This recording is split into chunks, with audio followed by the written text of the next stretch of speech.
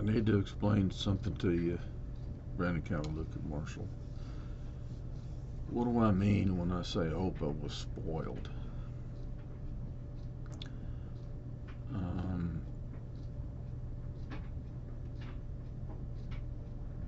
he used people shamelessly in a way that a non-spoiled person would feel shame for using people and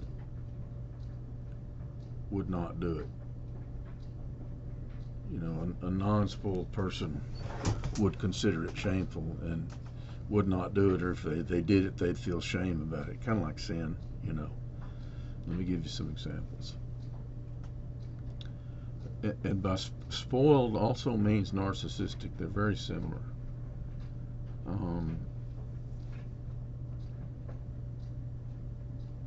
When Oprah was a kid, his dad didn't spend much time with him. But his dad had the service station attendant. Back then, they were all full service stations. There wasn't any self-service till about the 70s, maybe late 60s. The service station attendant named Mr. Doolin, Oprah's dad would get Mr. Doolin to take Oprah fishing and stuff when he was a kid. And Oprah did the same thing. He never took David or me fishing. He just wasn't going to do it. And I think one of his friends maybe kind of felt sorry for us and said, I'll take him fishing. And Harry Maradian took David and me bass fishing one time on his motorboat. That was Oprah's friend. But Oprah wouldn't do it. Couldn't be bothered. With me? So that's spoiled.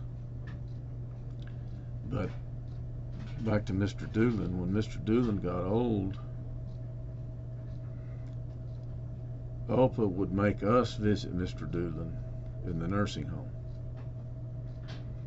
And I was the most empathetic, so I tried to talk to Mr. Doolin the most. It's probably where I kind of learned how to talk to old men, but which I'm becoming. Oprah shouldn't have done that. A healthy father would have felt shameful for doing that, and would have gone to see Mr. Doolin and talked to him himself. Oprah just stood there while we talked to Mr. Doolin. You with me? He shoved us out in front of him. He abrogated his own responsibility by shoving it off on his kids. And Scott Peck, in his writings, says that, quote, all learned disorders begin with an abrogation of responsibility somewhere. So Oprah was spoiled. He had a spoiled disorder. That's probably not in the DSM, the Diagnostic and Statistical Manual of Mental Disorders. But spoiled is probably not even in there. But you with me? That's a disorder in Oprah, that he did that shamelessly. He was always doing that, trying to saddle somebody else with something so he wouldn't have. That's spoiled.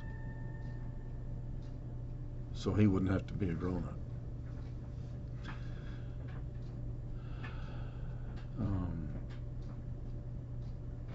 There's another example. Stand by while I think of it.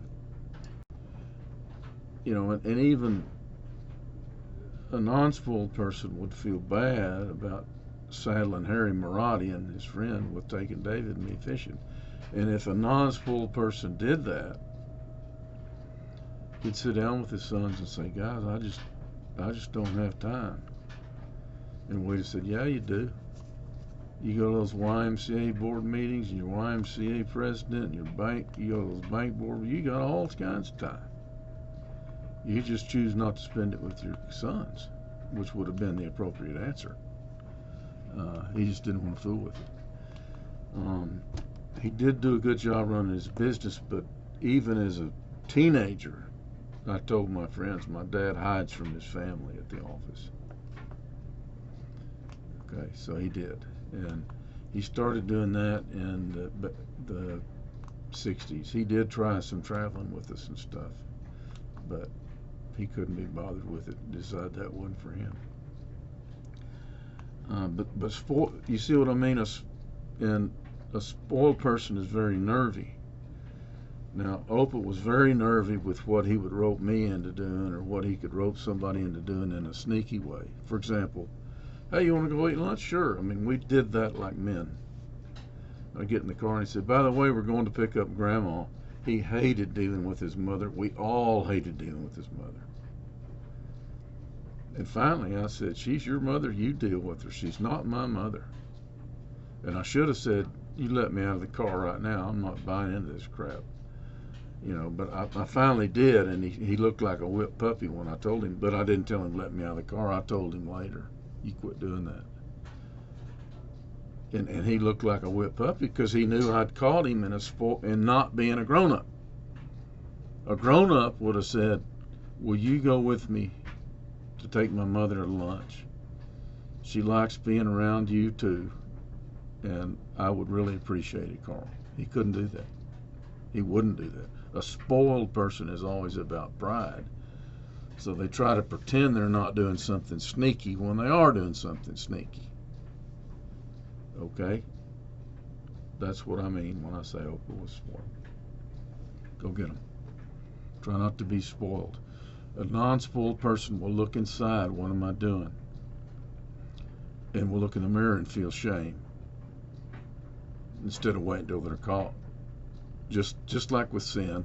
And it's hard to call this sin, but it is, because it's an abrogation of responsibility. And Jesus never used the words responsibility. But you get it. You see what I'm talking about. Go get them.